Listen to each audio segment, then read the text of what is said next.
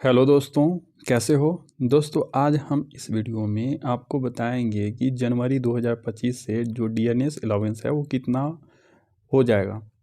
आपको पता ही है कि साल में 2 बार डीए बढ़ता है, एक बार 1 जनवरी को बढ़ता है, एक बार 1 जुलाई को।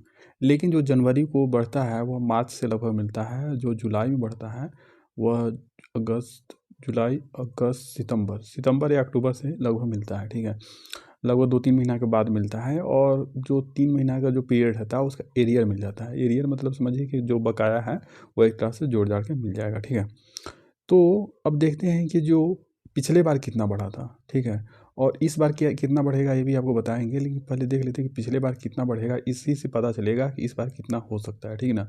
तो महंगाई भत्ता कब से मिलेगा ये तो मैंने बता दिया कि आपका जुलाई से ही मिलेगा, लेकिन उसका एरियर मिलेगा।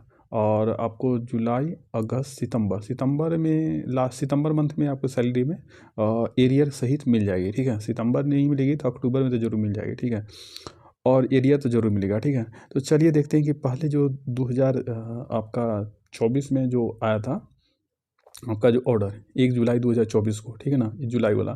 तो जुलाई वाला ऑर्डर आप देख सकते हैं कि अक्टूबर में आया था। कब आया था? जुलाई का ऑर्डर अक्टूबर में। ठीक है, तो कितने महीने बाद आएगा? मतलब देख लो कि जुलाई, अगस्त, सितंबर, अक्टूबर। ठीक ना, तो चौथा महीना के बाद, जुलाई से अगर काउंट करें तो चौथा महीना।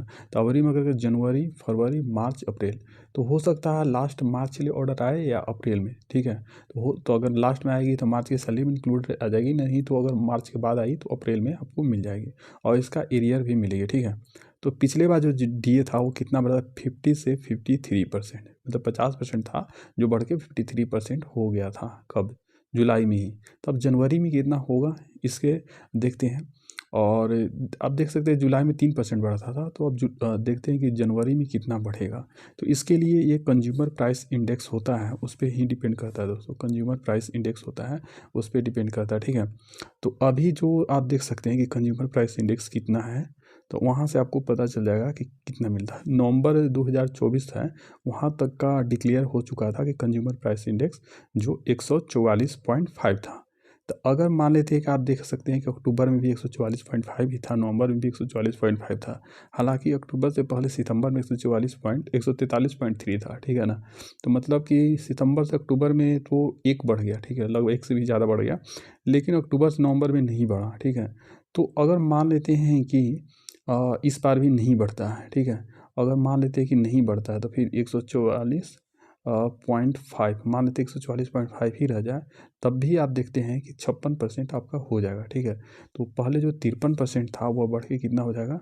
कम से कम तो 56% आपका हो ही जाएगा। ठीक है, 56%, मतलब 3% का ग्रोथ अगर आपको देखने को मिलेगा। लेकिन अगर यही आप देखते हैं कि 144.5 है, इसमें थोड़ा अगर बढ़ोतरी हो जाती है, 144.5 की जगह 145 अगर हो जाती है। ठीक है, 145 अगर हो जाती है या 145.5 हो जाती है, जैसा कि पिछले बार देखे थे लगभग एक बढ़ा था, तो इस बार भी अगर एक अगर बढ़ा देते हैं तो एक से भी अगर बढ़ाते हैं तब भी आप देखते हैं कि ज़्यादा कुछ अंतर नहीं पड़ा डीए में। डीए आपका 3% ही बढ़ेगा। ठीक है, तो ये इससे आपका कंफर्म हो जाता है कि डीए आपका 3% से ज़्यादा नहीं बढ़ेगा। ठीक है, तो चलिए ठीक है, इस वीडियो में यही आपको बताना था।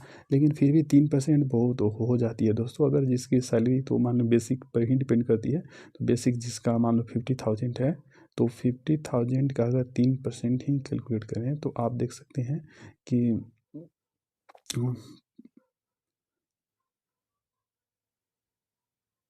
50,000 का 3%, तो आपका 1500 लगभग पड़ जाएगा। ठीक है, अगर इतनी है। अगर इसकी कम सैलरी है तो उसका तो कम बढ़ेगा। मान लीजिए कि किसी का 25,000 है बेसिक, तो उस हिसाब से तो कम होगा। ठीक है, 25,000 है तब कितना हो जाएगा?